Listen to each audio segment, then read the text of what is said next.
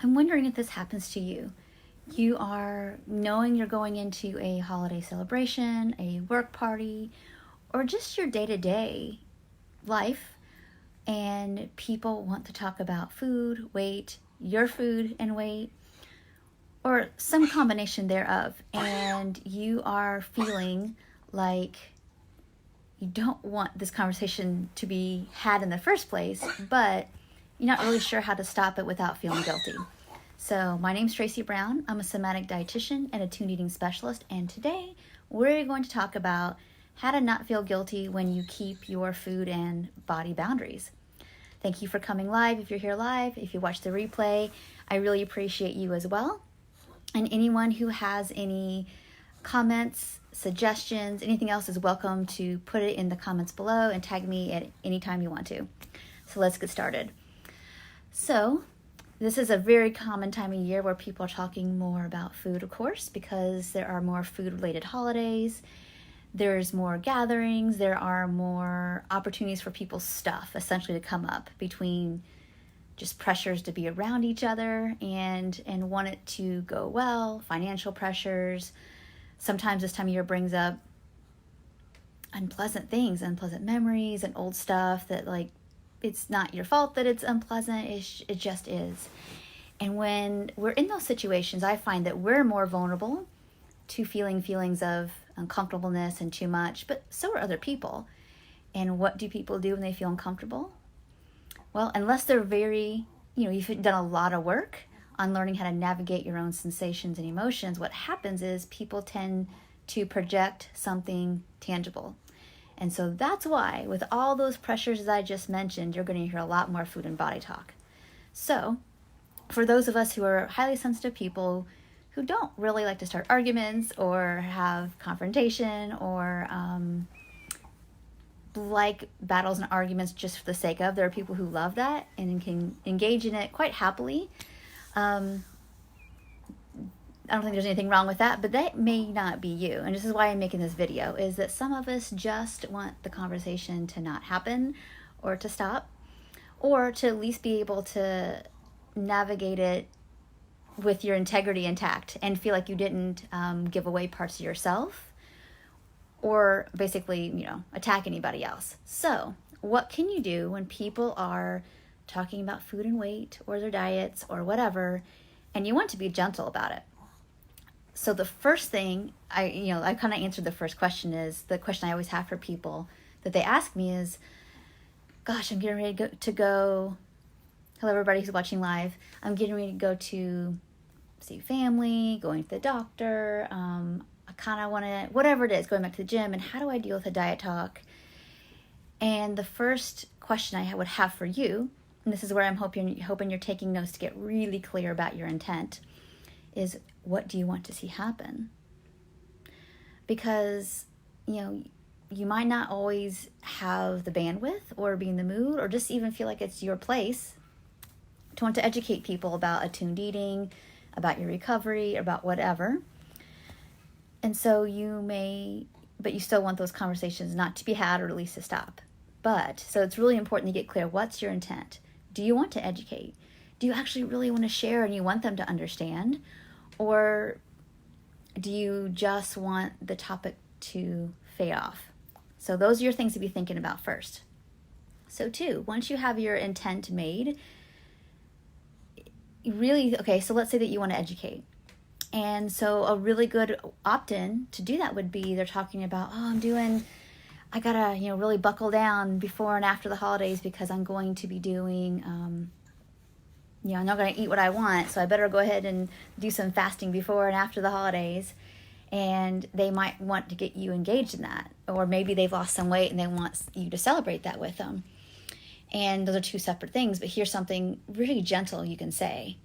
And it's like, yeah, I hear that's something you feel like you might need to do. I know that, and this is the education piece, what I do is I really just listen really closely to the signals of hunger and fullness in my body, because I've learned that their body doesn't want too much of any one thing.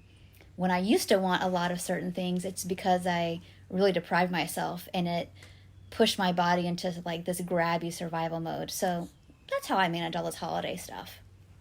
Simple as that. And that might be an open door for discussion about attuned eating, or it might just shut it down because you guys clearly are on the different wavelengths, and that's okay. But it's gentle and it's kind, and it's just kind of a match, depending on the intensity. Let's say you don't want to educate about what you're doing. Maybe it's more about, just changing the subject. So I've talked about this many, many times, but I think it's still a gentle approach. And I'm going to answer Jill's question here in a second. So, let's see here.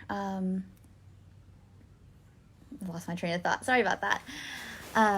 So let's say you just want the subject to change, and it could be something like the same kind of thing. Let's say it's the same thing, like I got to get ready, for the holidays by fasting before and after. Let's say somebody says that, and that's something you don't want to hear about.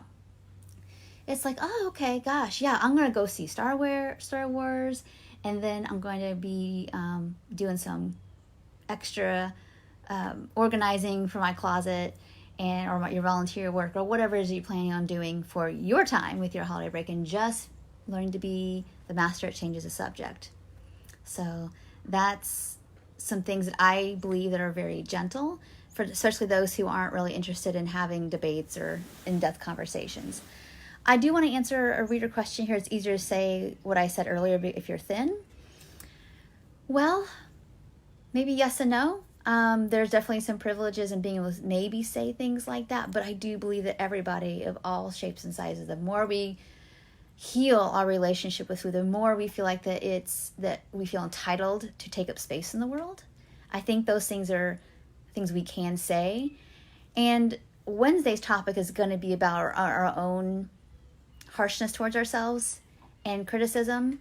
Something I'll say for myself personally is that I pretty much swallowed all my words and felt like I wasn't entitled to say anything about my recovery, because I knew it would make people uncomfortable.